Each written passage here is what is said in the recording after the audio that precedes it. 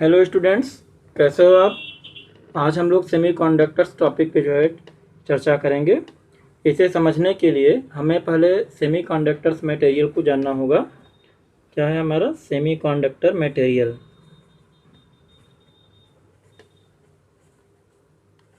Semiconductor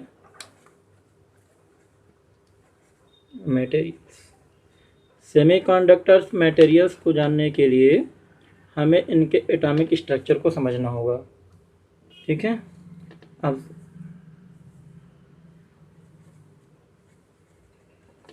atomic structure को समझना होगा। अब जैसे हम लोग कुछ एलिमेंट्स ले लेते हैं, जैसे हाइड्रोजन ले लेते हैं हम लोग, फिर कॉपर ले लिया, जर्मेनियम ले लेते हैं, सिलिकॉन ले लेते हैं, आर्सेनिक ले लेते हैं। ठीक है। अब इसमें जो है हम लोग स्ट्रक्चर को देखते हैं पहले हाइड्रोजन के। हाइड्रोजन 1। ठीक है। इसमें न्यूक्लियस में क्या होता है, एक प्रोटॉन होता है और इसके न्यूक्लियस के अराउंड जो है एक इलेक्ट्रॉन मूव करता है। ये देखो हमने बना दिया इसमें।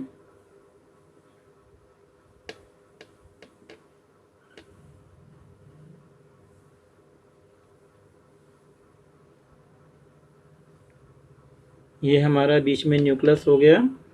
ये जो है इसमें एक प्रोटॉन हो गया। ये देखिए एक इलेक्ट्रॉन जो है हमारा इसको इसके अराउंड मूव कर रहा है। ठीक है। दूसरा हम लोग कॉपर ले लेते हैं। इलेक्ट्रॉनिक कन्फिग्रेशन क्या होता है इसका, 2 8 18। 2 8 18। अब इसको समझने के लिए हमें 3 एनर्जी लेवल्स की आवश्यकता पड़ेगी। अब इसका स्ट्रक्चर बनाने के लिए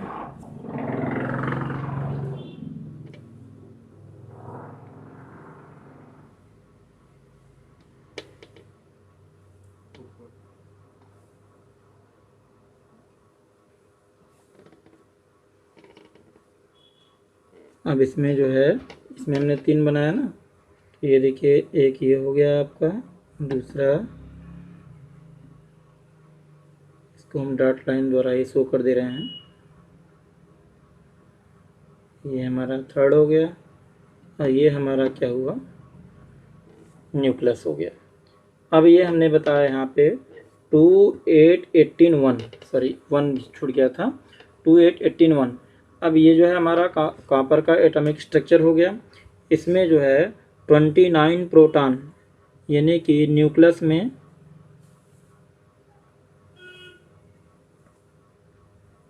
29 प्रोटॉन होते हैं, और आउटर मोस्ट इलेक्ट्रॉन क्या होता है हमारा, 1 होता है। यानी कि वाह्य कक्षा में एक इलेक्ट्रॉन हमारा मूव करता है। अब इसका मतलब ये हुआ कि प्रोटॉन पर तो पॉजिटिव चार्ज होता है, यानी कि प्रोटॉन के 29 पॉजिटिव चार्ज 29 इलेक्ट्रॉन्स को जो है बैलेंस करते हैं। जो 29 इलेक्ट्रॉन मूव करते हैं उनको ये बैलेंस किए करते हैं। किसके द्वारा होते हैं ये, 29 पॉजिटिव प्रोटॉन। ठीक है। अब इसके बाद हम लोग जर्मेनियम को देखते हैं।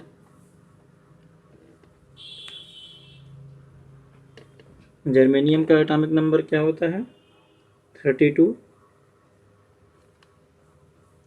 इसका इलेक्ट्रॉनिक कॉन्फ़िगरेशन 2 8 18 4। इसमें भी क्या है, 4 जो है वे है, 4 एनर्जी लेवल्स हैं इसमें। इसमें आउटर मोस्ट इलेक्ट्रॉन क्या है, 1 है। ठीक है। इसको भी हम लोग बना लेते हैं।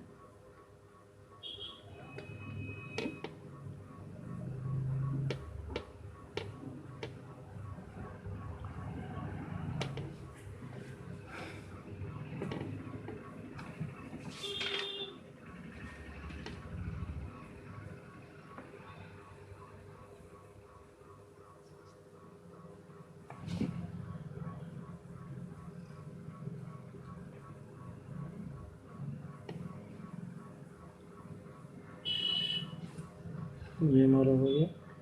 क्योंकि ये जर्मेनियम है, इसमें जो है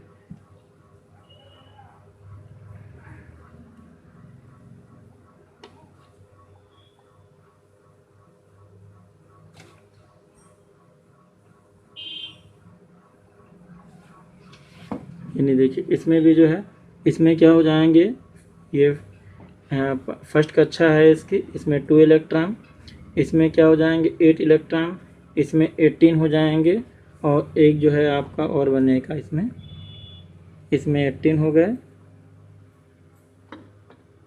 और इसमें क्या है 4 इलेक्ट्रॉन, 1 2 3 4, यानी आउटर मोस्ट इलेक्ट्रॉन कितने हैं हमारे 4 हैं। न्यूक्लियस में हमारे 32 प्रोटॉन हो जाएंगे, ठीक है, यहाँ न्यूक्लियस है ये, और आउटर मोस्ट इलेक्ट्रॉन क्या हो जाएंगे 4, यानी 4 इलेक्ट्रॉन जो है इसमें इसके वाह्य कक्षा में मूव करता रहेगा। अब सिलिकॉन को देखते हैं। सिलिकॉन का एटॉमिक नंबर क्या होता है 14,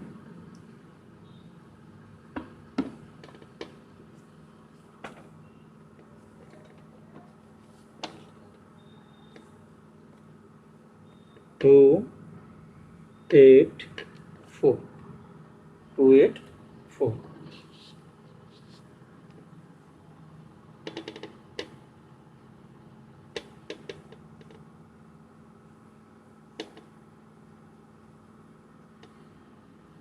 अब इसमें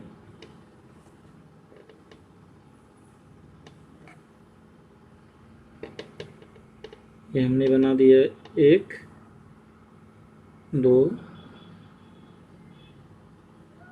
अब देखो यहाँ इसमें क्या हो जाएंगे 2 इलेक्ट्रॉन्स, इसमें 8 हो जाएंगे, और ये हमारा आउटर मोस्ट इलेक्ट्रॉन जो है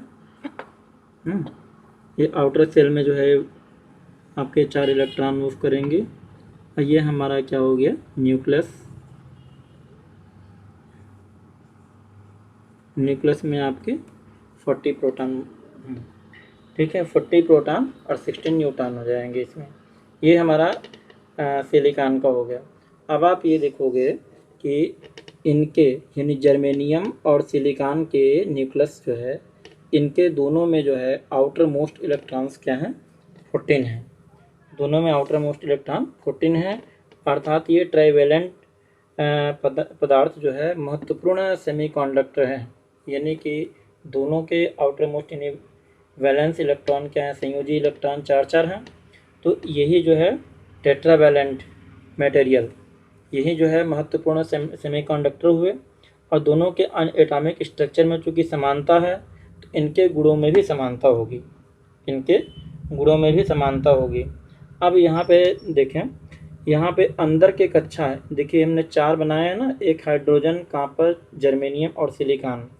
परमाणु के कक्षों के इलेक्ट्रॉन सामान्यतः परमाणु को नहीं छोड़ते हैं, परंतु बाह्य कक्षा के इलेक्ट्रॉन, जो बाह्य कक्षा के इलेक्ट्रॉन हैं, ये नाभिक के चारों ओर तीव्र गति से चक्कर लगाते हैं, ये हमेशा परमाणु के साथ बंधे नहीं रहते हैं। अब देखिए यहाँ पे न्यूक्लियस के जो नज़दीक होता है उसमें वे जो है ज़्यादा टाइटली बंधा होता है, जो किनारे का जैसे जैसे ये पीछे होता जाता है, जो सबसे आउटर मोस्ट होता है उनका जो है वे इतना तेज़ी से नहीं बंधे रहते हैं, वे परमाणु के साथ बंधे ही नहीं रहते हैं, नॉर्मली टैग्ड रहते हैं। इनमें कुछ एक परमाणु जो है दूसरे परमाणु में ड्रिफ्ट कर जाते हैं, अर्थात ऐसे इलेक्ट्रॉन जो अपनी कक्षा को छोड़ सकते हैं, जो अपनी कक्षा छोड़ते हैं, उनको हम लोग क्या कहते हैं फ्री इलेक्ट्रॉन, उनको हम लोग बोलते हैं फ्री इलेक्ट्रॉन। और फ्री इलेक्ट्रॉन के द्वारा ही, जैसा आप लोगों ने इलेक्ट्रिसिटी पढ़ा है, फ्री इलेक्ट्रॉन के माध्यम से ही ये करंट जो है फ्लो होता है। अब प्रत्येक परमाणु, ये देखिए ये स्ट्रक्चर बनाया मैंने, इनकी निश्चित सबकी कक्षा निश्चित है इलेक्ट्रॉनिक कॉन्फ़िगरेशन के अकॉर्डिंग।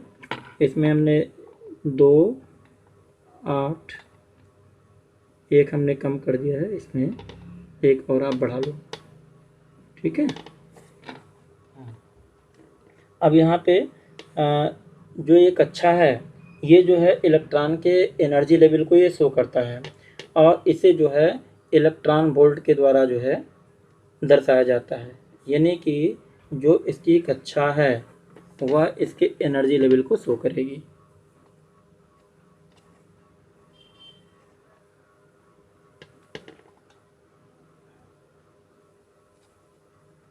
शो करेगी, ठीक है।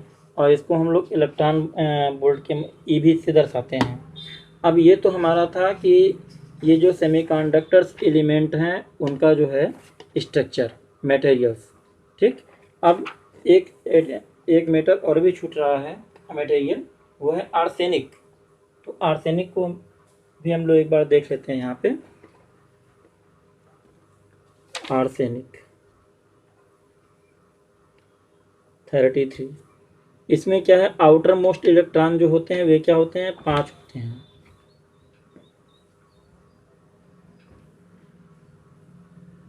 ये 1 2 3 4 5।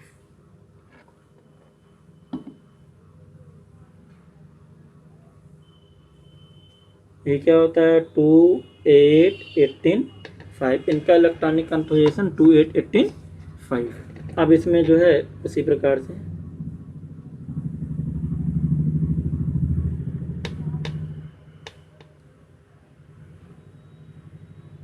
ये हमारा न्यूक्लियस हो गया। इसमें एक कक्षा हम और बना देते हैं, ठीक। आर्सेनिक को हमने इसलिए लिया क्योंकि आगे चल कर के हम लोग सेमीकंडक्टर को जो है जब डीपली स्टडी करेंगे तो उसमें हमें आर्सेनिक की ज़रूरत पड़ेगी। इसके एटॉमिक स्ट्रक्चर को भी हम लोग वहाँ पे जो है एक्सप्लेन करेंगे। हालांकि यहाँ मैंने बना दिया है। अब ये जो है इसको तो हमने समझ लिया, इनके एटॉमिक स्ट्रक्चर को। अब जो है इसके माध्यम से हम लोग जो है किसी सॉलिड के इलेक्ट्रॉन बैंड्स को जो है हम लोग जानेंगे। किसी सॉलिड के हम लोग इलेक्ट्रॉन बैंड्स को हम लोग समझेंगे, यानी कि electron bands in solid.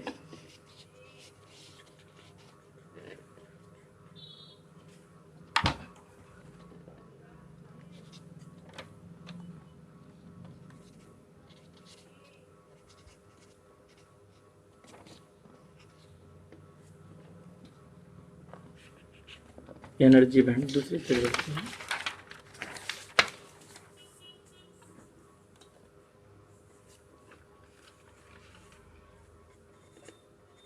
Energy band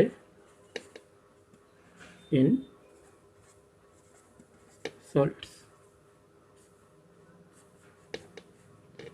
देखिए एटॉमिक स्ट्रक्चर में हमने एनर्जी लेवल को बताया, ठीक है। कक्षा को जो है मैंने एनर्जी लेवल से शो किया और हमने उसको इलेक्ट्रॉन वोल्ट से उसको दर्शाने की बात कहा था। अब यहाँ पे एनर्जी बैंड की बात करते हैं। तो ठोस में आप देखोगे कि असंख्य जो है परमाणु जो है होते हैं तथा प्रत्येक परमाणु में अपना एक अलग जो है एनर्जी लेवल होता है। आप जैसा कि देखे हो अभी यहाँ पे हमने बताया भी आप लोगों को एनर्जी लेवल ये पूरा।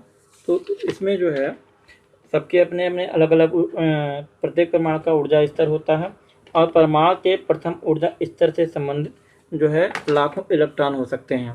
अब इसमें इसको समझने के लिए, क्योंकि ऊर्जा स्तर में बहुत कम अंतर होता है उसके, अतः सभी ऊर्जा स्तर जिनमें ऊर्जा का डिफरेंस बहुत ही कम हो परस्पर मिलकर के जो है एक एनर्जी बैंड बनाते हैं।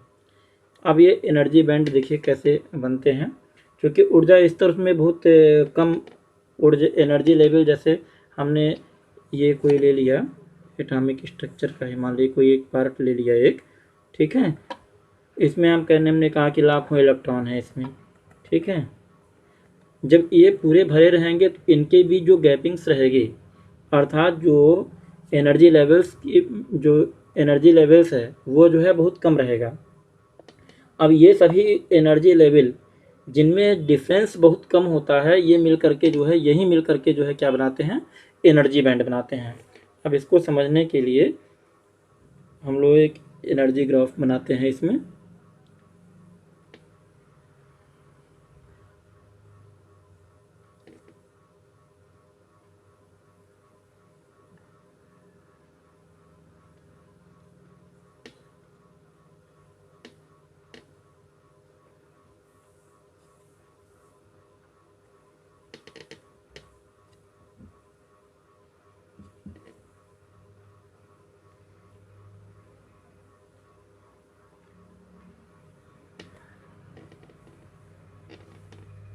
ये क्या है हमारा कंडक्शन बैंड, हमने इसको दिखाया।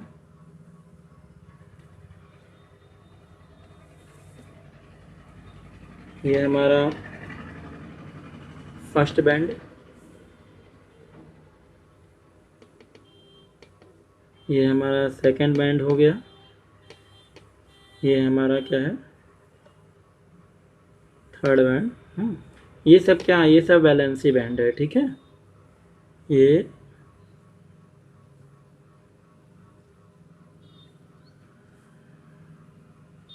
सब हमारे वैलेंसी बैंड है। ये हमने जो है ये एनर्जी हो गया हमारा।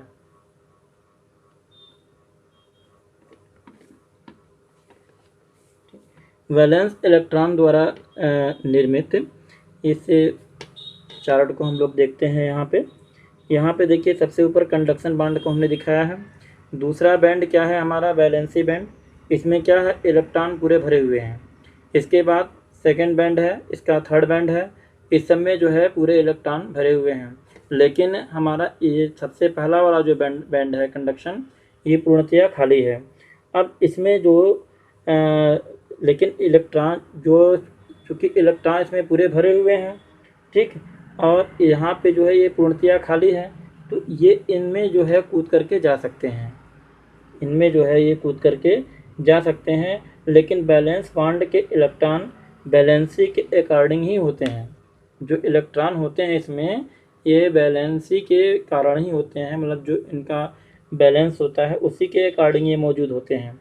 क्योंकि ये कम्प्लीटली फुल होते हैं, ये बैंड के बाहर नहीं जा सकते हैं। इनको हमने भी बताया कि ये इसमें जा सकते हैं, इसको जाने के लिए इनको जो है एक बाह्य बल की आवश्यकता पड़ती है, एक टेम्परेचर की ज़रूरत पड़ती है, अर्थात इसको जो है एक एनर्जी देना पड़ता है। जनरल टेम्परेचर पे ये जो है इनमें जो इलेक्ट्रॉन्स होते हैं, ये इलेक्ट्रॉन्स जो है इनके बीच आप देखोगे ये एनर्जी गैप है, ठीक है, ईजी, ठीक। अब इसमें इलेक्ट्रॉन को ट्रांसफ़र करने के लिए जो है जो इलेक्ट्रिक गैप ने ये जो गैप दिया गया है एनर्जी गैप, इसके बराबर जो है इलेक्ट्रॉन को जब आप ऊर्जा देंगे तब इलेक्ट्रॉन इसमें जाएगा। यदि उससे कम होता है तो ये नहीं जा सकता है इसमें, तब इसमें ये नहीं जा सकता है। और यदि इसमें जाता है, एक मिनट, इसमें हम इलेक्ट्रॉन दिखा दे रहे हैं, ठीक है, ये कम्प्लीटली भरे हुए हैं इलेक्ट्रॉन।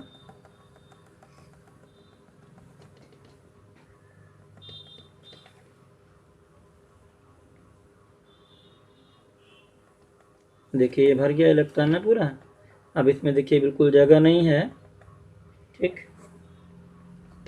जब गति करने के लिए स्थान नहीं है तो इनका इनसे करंट फ्लो होना पॉसिबल होगा, इनसे करंट फ्लो होना पॉसिबल हमारा नहीं होगा, ठीक है। अब देखिए कंडक्शन बैंड में नो इलेक्ट्रॉन हो गया, यहाँ पे जो है एनर्जी लेवल में आपके अधिक हैं, ठीक।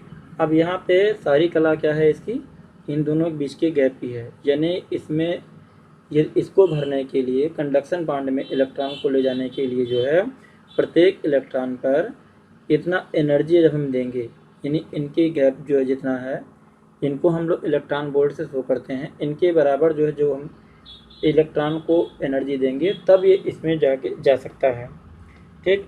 अब यहाँ पे वास्तव में कंडक्शन बॉन्ड में जब कोई इलेक्ट्रॉन आ जाएगा तो वह जो है परमाणु से संबंधित रहेगा ही नहीं, वे ठोस में जो है रैंडमली मूव करता रहेगा। इसी कारण बैंड में इलेक्ट्रॉन जो है फ्री इलेक्ट्रॉन कहलाते हैं। यानी जो ठोस के इस बैंड के इलेक्ट्रॉन यानी कंडक्शन बैंड के इलेक्ट्रॉन जो है वो जो है फ्री इलेक्ट्रॉन कहे जाते हैं। अब इसके अकॉर्डिंग तो एटॉमिक स्ट्रक्चर और मेटल को हम लोगों ने जो है समझा। अब इसके जो है इसको जो है इस आधार पे हम देखें तो इसको हम 3 पार्ट में हम लोग इसको क्लासीफाई कर सकते हैं। एक है हमारा इंसुलेटर,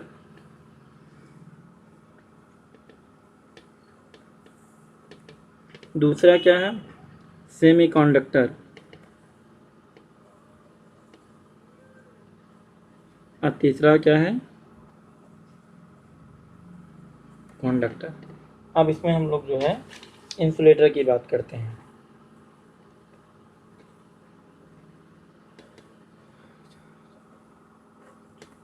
ठीक है, इंसुलेटर के लिए देखिए एनर्जी बैंड हमने इसका बना दिया है, यहाँ बना रहा है।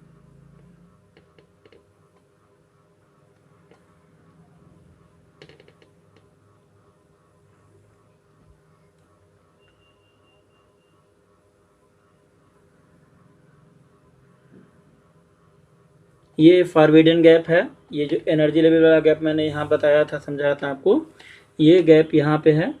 ये क्या होता है, लॉन्ग फॉरबिडन गैप, ये लॉन्ग फॉरबिडन गैप है।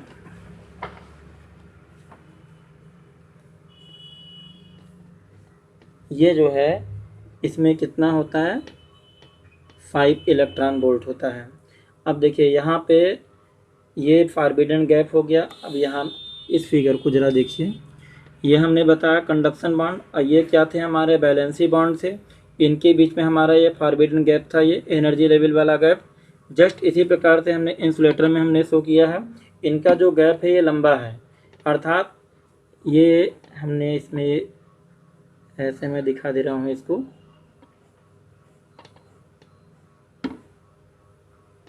ये कंडक्शन बॉन्ड हो गया और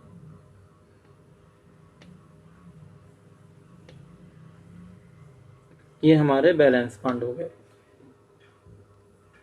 अब ये कम्प्लीटली फुल है। ठीक है, अब इनसे जो है इलेक्ट्रॉन इसमें मूव नहीं कर पाएंगे, क्योंकि इनके बीच जो है लंबा गैप है। ये फॉरबिडन गैप इनका जो है 5 इलेक्ट्रॉन वोल्ट का है। इसमें से इलेक्ट्रॉन को इसमें जंप करने के लिए अधिक टेम्परेचर की आवश्यकता और जो है साथ ही या एक मैक्सिमम जो है इलेक्ट्रिक फोर्स की आवश्यकता पड़ेगी। जब मैक्सिमम इलेक्ट्रिक फोर्स या मैक्सिमम टेम्परेचर होगा तभी इसमें से कोई इलेक्ट्रॉन इसमें हमारा जंप कर सकेगा और कंडक्शन बैंड में जा सकता है। ध्यान दीजिएगा, इसकी जो गैपिंग होती है ये 5 इलेक्ट्रॉन वोल्ट होती है। दूसरी चीज़ ये जो है इनकी रजिस्टिविटी अधिक होती है।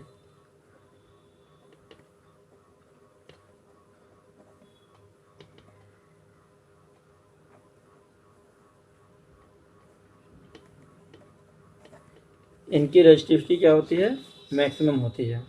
अब दूसरे नंबर पे हम लोग देखते हैं सेमीकंडक्टर।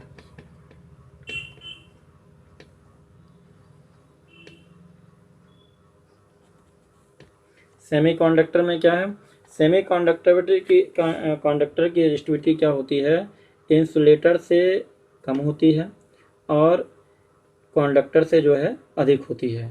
अर्थात इंसुलेटर में जो है धारा का प्रवाह नल होता है, सेमीकंडक्टर में इनकी और उनकी अपेक्षा जो है धारा जो है बहती है, लेकिन धारा जो है कम बहती है।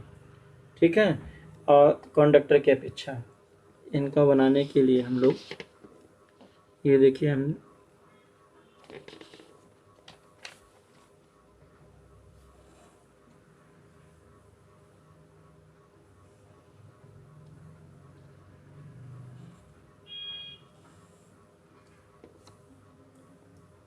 ये क्या हो जाएगा, स्मॉल फॉरबिडन गैप।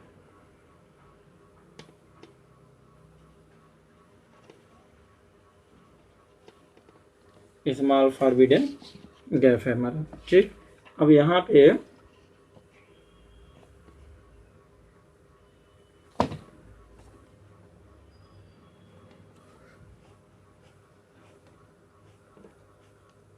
ये हमारा कंडक्शन बॉन्ड हो गया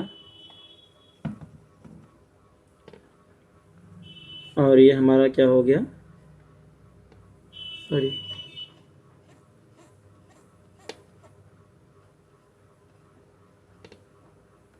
ये हमारा जो है वैलेंसी बॉन्ड हो गया। ये कम्प्लीटली फुल है। अब यहाँ पे इनके बीच जो गैप है वह जर्मेनियम के लिए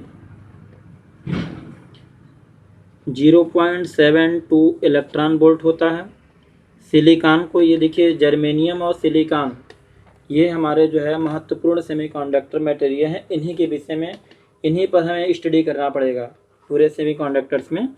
अब यहाँ पे 1.2 इलेक्ट्रॉन वोल्ट है, 1.12 इलेक्ट्रॉन वोल्ट सिलिकॉन के लिए। ये फॉरबिडन गैप जो होता है जर्मेनियम के लिए 0.72 इलेक्ट्रॉन वोल्ट और सिलिकॉन के लिए हमारा 1.12 इलेक्ट्रॉन वोल्ट होता है।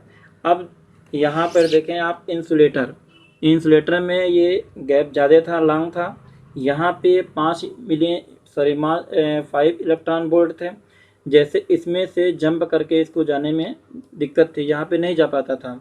इसके लिए जो है मैक्सिमम टेम्परेचर चाहिए था, मैक्सिमम इलेक्ट्रिक फोर्स में की आवश्यकता पड़ती थी।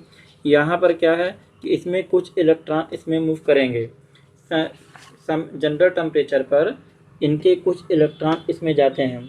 फॉरबिडन गैप जो है इंसुलेटर की अपेक्षा देखिए इसमें छोटा है, ठीक है। इनकी रजिस्टिविटी जो है इनकी अपेक्षा यानी इंसुलेटर और कंडक्टर के बीच की होती है, यानी इंसुलेटर से कम होती है और कंडक्टर से जो है अधिक होती है।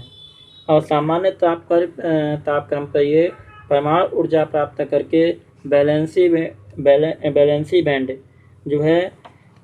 बैंड के इलेक्ट्रॉन कंडक्शन बैंड में जा सकते हैं। सेमीकंडक्टर में नॉर्मल टेम्परेचर पर बहुत कम धारा का प्रभाव होता है, यानी कि नॉर्मल टेम्परेचर पर करंट का फ्लो क्या होता है, बहुत कम होता है। तो ये हमारा था क्या, सेमीकंडक्टर। ये हो गया हमारा इंसुलेटर, ये हो गया हमारा एनर्जी बैंड, ठीक है। अब हम लोग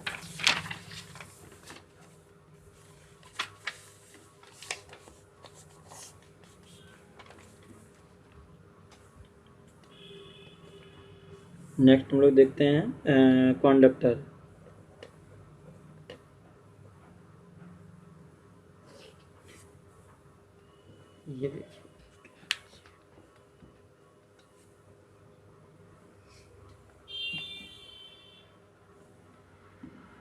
ये स्टूडेंट्स, अब आप लोग तो मतलब अज्यूम कर सकते हैं इसका बैंड कैसा होना चाहिए, है ना। इंसुलेटर में फॉरबिडन गैप जो है हमारा लॉन्ग था और सेमीकंडक्टर में हमारा स्मॉल था, कंडक्टर में हमारा ओवरलैप कर जाएगा। देखो ये हमने ये कर दिया यहाँ पे। अब जो है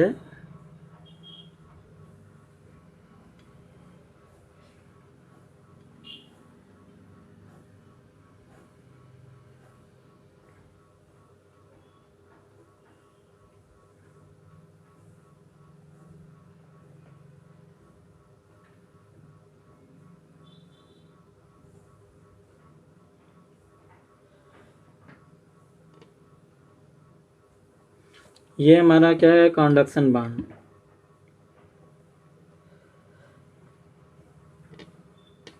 ये क्या है, वैलेंसी बैंड।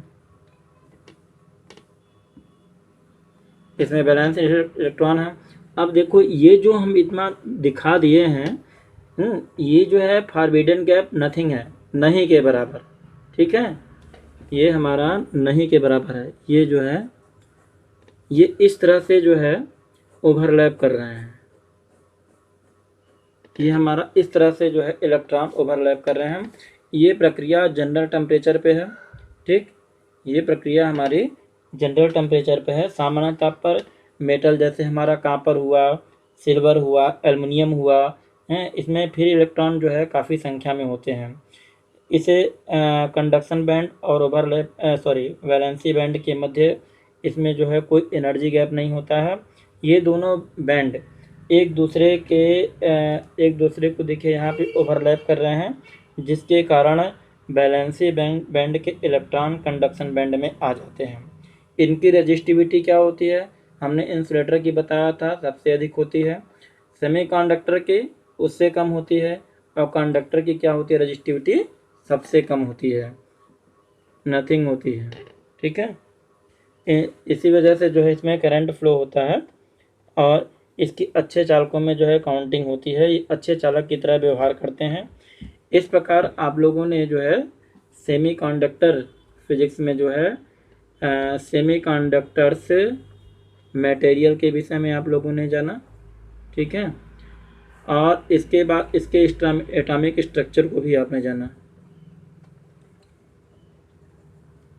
एटॉमिक स्ट्रक्चर को भी जाना। साथ में इसके आधार पर जो है हमने जो है मटेरियल्स को 3 भागों में क्लासिफाई किया था।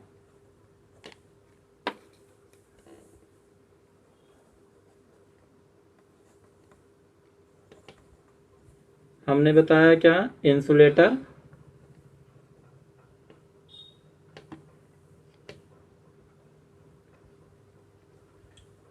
सेमीकंडक्टर एंड कंडक्टर, ठीक। इन तीनों को भी विषय में आप लोगों ने जाना। अब आगे जो है इसके तहत जो है हम लोग स्टडी करेंगे सेमीकंडक्टर फिजिक्स के टाइप की, सेमीकंडक्टर फिजिक्स के। अब हमारा जो इसका सेकंड पार्ट होगा इस वीडियो का, उसमें आप लोग स्टडी करोगे सेमीकंडक्टर के टाइप का, ठीक है, the type of semiconductor. Thank you.